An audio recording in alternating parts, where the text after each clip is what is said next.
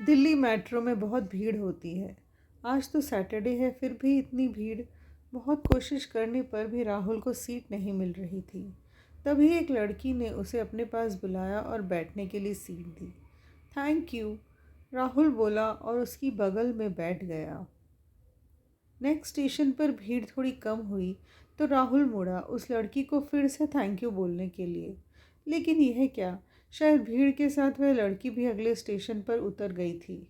खैर, कभी कभी कुछ अजनबी भी हमारी मदद कर देते हैं। यही सोचकर राहुल ने दिल्ली मेट्रो में सफ़र किया और अपने डेस्टिनेशन पर पहुंचा। अगले दिन राहुल ऑफिस जाने के लिए तैयार हुआ और फिर से दिल्ली मेट्रो में चढ़ा। आज इतनी भीड़ नहीं थी दिल्ली मेट्रो पर, तो राहुल ने सोचा चलो आज तो आसानी से सीट मिल जाएगी। जैसे ही अंदर गया उसे आराम से सीट मिल गई। आज तो ट्रेन एकदम खाली थी। एक दो पैसेंजर ही थे ट्रेन में। तभी उसके सामने बैठी लड़की पर नज़र गई। अरे, यह तो शायद वही लड़की है जिसने कल मुझे सीट दी थी। राहुल ने उसे देखा और स्माइल दी। शायद लड़की उसे नहीं पहचान रही थी तो उसने मुंह फेर लिया। शायद राहुल को उसे स्माइल नहीं देनी थी। कहीं वह कुछ गलत तो नहीं सोच रही है राहुल के बारे में। खैर, राहुल का इंटेंशन ख़राब तो नहीं था। जो भी हो, उसने बात को इग्नोर कर दिया और अपने ऑफिस पहुंचा। ऑफिस पहुंचकर अपने काम में बिज़ी हो गया। न जाने क्यों रह रहकर उसे उस लड़की का चेहरा जाना पहचाना लग रहा था। बार बार सोच रहा था कि मैंने इस लड़की को कहीं न कहीं देखा है। बॉस ने यह फाइल अभी कंप्लीट करने को कहा है। रिया की बात सुनकर राहुल का ध्यान टूटा और वह अपने काम में लग गया। ऑफिस के बाद जब वह मेट्रो स्टेशन पहुंचा तो उसने देखा कि वह लड़की मेट्रो ट्रेन का इंतज़ार कर रही है। राहुल समझ गया कि शायद यह भी यहीं रोज़ इसी स्टेशन पर आती होगी। थोड़ी देर मेट्रो ट्रेन का इंतज़ार करते करते जब राहुल की नज़र वापस उस लड़की पर गई तो उसने देखा कि वह लड़की उसे ही देख रही थी। तब राहुल ने उसको देखकर इग्नोर कर दिया कि कहीं फिर से राहुल के बारे में कुछ गलत न समझ बैठे। पर अब रह रहकर राहुल की नज़र बार बार उस लड़की पर जा रही थी और एक बार राहुल ने यह भी नोटिस किया कि वह लड़की राहुल को देख रही है। खैर, राहुल ने इग्नोर कर दिया और मेट्रो ट्रेन से अपने घर पहुंचा। वहां जाकर उसने अपनी किचन की बालकनी से देखा कि सामने पड़ी एक सुनसान बिल्डिंग के फ्लैट में वह लड़की दिख रही थी। पर इस बिल्डिंग में तो कोई रहता भी नहीं। इसका काम भी पूरा नहीं हुआ और यह लड़की यहाँ क्या कर रही है। राहुल अकेला रहता है, अपने परिवार से दूर। उसे अपना खाना खुद ही बनाना होता है, तो वह सब कुछ भूलकर अपना खाना बनाने में लग गया। थोड़ी देर बाद उसने फिर देखा बालकनी की खिड़की में, तो वह लड़की उसकी खिड़की की तरफ देख रही थी। न जाने राहुल को ऐसा क्यों लग रहा था कि वह लड़की राहुल को देख रही है। राहुल ने अपना खाना बनाया, किचन की लाइट बंद की और अपने रूम में जाकर खाना खाकर सो गया। वह सब कुछ भूल चुका था। सुबह उठा, तैयार होकर फिर मेट्रो स्टेशन पहुंचा तो वही लड़की वहां खड़ी थी। राहुल ने उसे इग्नोर किया और अपने ऑफिस पहुंचा। आज का पूरा दिन बहुत काम था। रात को बहुत लेट हो गया था उसे। ऑफिस में काम करते हुए राहुल इतना थक चुका था कि उसने सोचा आज मेट्रो से न जाकर टैक्सी बुला लेता हूँ। उसने टैक्सी वाले को कॉल करके बुला लिया और उसमें बैठकर घर के लिए रवाना हुआ। थकान में उसे नींद आ चुकी थी। साहब, आप घर पहुंच गए हैं। जैसे ही टैक्सी ड्राइवर बोला, राहुल की नींद खुली और वह टैक्सी से उतर गया। टैक्सी से उतरते ही न जाने क्यों राहुल की नज़र उस पुरानी बिल्डिंग पर पड़ी, जिसका तो अभी काम भी पूरा नहीं हुआ, जिसमें कोई नहीं रहता, और उस बिल्डिंग में उसने उस लड़की को देखा था। राहुल 2 मिनट रुका, उस बिल्डिंग की तरफ देखा और फिर सीधा अपने घर की तरफ चला गया। आज उसने खाना बनाने की बिल्कुल भी हिम्मत नहीं थी, और जब भी उसमें खाना बनाने की हिम्मत नहीं होती तो वह मैगी खाकर ही अपना काम चलाता है। किचन में गया और जैसे ही मैगी बनाने लगा, सामने वही लड़की खड़ी थी और साफ साफ पता चल रहा था कि वह राहुल की तरफ देख रही है। पहली बार ऐसा हुआ था कि उस लड़की का इस तरह देखना राहुल को डरा रहा था। राहुल एकदम डर गया। उसने एक बार भी नज़र उठाकर नहीं देखा। अपनी मैगी बनाई और लाइट बंद करके सीधा अपने रूम में चला गया और मैगी खाकर सो गया। आज राहुल को बहुत डर लग रहा था। उसे वह लड़की बहुत अजीब सी लग रही थी। अगले दिन राहुल जब ऑफिस के लिए रेडी हुआ तो उसने सोच लिया कि वह मेट्रो से नहीं जाएगा। पता नहीं क्यों उसे उस लड़की से इतना डर गया था।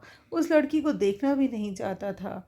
उसे पता था कि अगर वह मेट्रो से जाएगा तो वह उसे ज़रूर मिलेगी। तो उसने टैक्सी बुलाई और टैक्सी में बैठ गया। आज ऑफिस जाने के लिए टैक्सी रवाना ही हुई थी। थोड़ी देर में उसने क्या देखा? वह लड़की फुटपाथ पर खड़ी है और राहुल को देख रही है। राहुल बुरी तरह से डर गया और उसने टैक्सी ड्राइवर को ज़ोर से टैक्सी दौड़ाने को कहा। टैक्सी ड्राइवर बोला, क्या हुआ भाई साहब, इतनी भी क्या जल्दी है आपको? तो वह बोला, तुम नहीं समझोगे, तुम बस फुल स्पीड में टैक्सी को आगे बढ़ा लो। टैक्सी आगे जाकर रुकी। वह लड़की वहाँ भी थी। इतनी जल्दी यह लड़की राहुल की टैक्सी को कैसे फॉलो कर सकती है? राहुल समझ चुका था कि यह लड़की नॉर्मल नहीं है, कुछ तो गड़बड़ है। कहीं आत्मा का चक्कर तो नहीं? अब तो राहुल की सिट्टी पिट्टी गुम हो चुकी थी। वह जैसे तैसे अपने ऑफिस पहुंचा। क्या हुआ राहुल, इतने घबराए हुए क्यों हो? जब रिया ने पूछा तो राहुल बुरी तरह से टूट चुका था।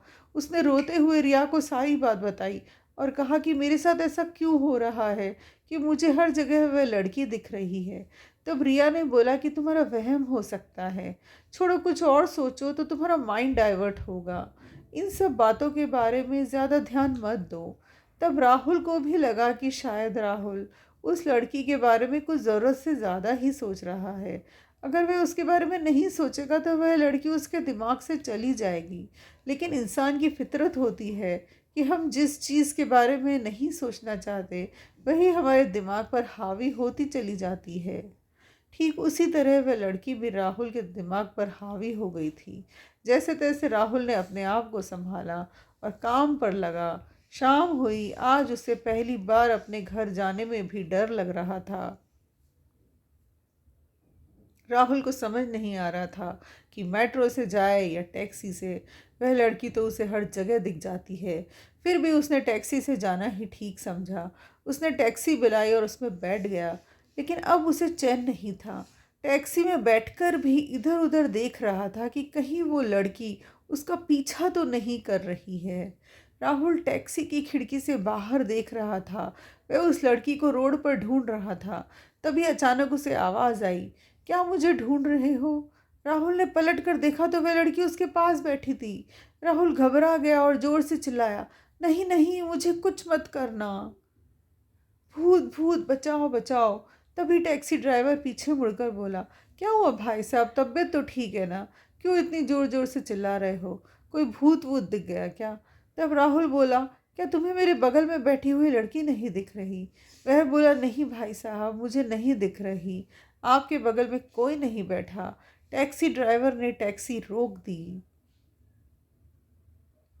टैक्सी ड्राइवर शायद कुछ कुछ समझ गया था। उसने बोला, भाई साहब हुआ क्या है, मुझे पूरी बात बताइए। तब राहुल ने टैक्सी ड्राइवर को मेट्रो में मिलने वाली लड़की, फिर उसके बारे में सारी बात बताई और यह भी बताया कि कैसे वह उसके घर के सामने वाली बिल्डिंग में रहती है और उसे देखती है। राहुल ने टैक्सी ड्राइवर को यह भी बताया कि किस तरह से अगर वह टैक्सी में सफ़र करता है तो वह उसे रोड पर दिखती है। और आज तो हद ही हो गई, वह टैक्सी में उसके बगल में बैठी थी।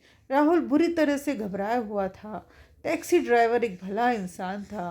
वह सारी बात समझ गया और बोला कि साहब, आज के ज़माने में कोई भूत पर विश्वास नहीं करता, पर मैं मानता हूँ कि यह होता है। और जिस लड़की के बारे में आप बात कर रहे हैं, उस लड़की ने पहले भी कई लड़की को परेशान किया है। वह मेट्रो में सफ़र करती है और लड़कों को अपना टारगेट बनाती है। टारगेट? क्या मतलब है आपका टारगेट? और वह करती क्या है लड़कों के साथ? मुझे बहुत डर लग रहा है। आप प्लीज़ मुझे सब कुछ बताइए। और आखिर उसने मुझे क्यों चुना? क्या कारण है कि वह मेरे पीछे पड़ी है? राहुल ने ये सारे सवाल उस टैक्सी ड्राइवर से किए और टैक्सी ड्राइवर ने उसे शांत रहने के लिए कहा और बताया। वह मेट्रो में, टैक्सी में या सड़क पर चलते हुए किसी ऐसे इंसान को ढूंढती है जो दिल का सच्चा हो और एकदम शांत हो, जिसका किसी से कोई लेना देना ना हो और पर अपनी धुन में मस्त हो, जो अकेला रहता हो। इस तरह के लड़कों के दिमाग पर वह हावी हो जाती है और उन्हें पागल कर देती है। वो एक भटकती आत्मा है जो मुक्ति चाहती है, पर उसे मुक्ति नहीं मिल रही। राहुल ने पूछा, अब मुझे इससे बचने के लिए क्या करना चाहिए? तब वे टैक्सी ड्राइवर बोला कि इससे बचने का एक ही इलाज है कि तुम यह शहर छोड़कर चले जाओ, और कुछ नहीं हो सकता। एक बार अगर वह पीछे पड़ गई है तो वह नहीं छोड़ेगी। राहुल के लिए बहुत मुसीबत हो गई है। उसे अपनी नौकरी छोड़नी होगी जो बहुत मुश्किल से उसने हासिल की थी। राहुल कर भी क्या सकता था? उसने टैक्सी ड्राइवर की बात मानना ही उचित समझा और ये डिसाइड किया कि वह आज ही यह शहर छोड़कर अपने गांव, अपने माँ बाप के पास चला जाएगा। वहीं से किसी दूसरे शहर में अपनी नौकरी ढूंढेगा। इस शहर की तरफ तो मुड़ कर भी नहीं देखेगा।